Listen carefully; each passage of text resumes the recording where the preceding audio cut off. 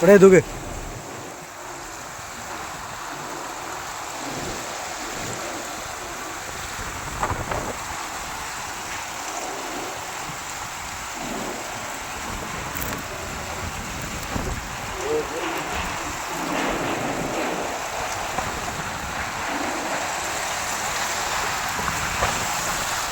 கொடையை மனுஷன் மறுக்கலாம்.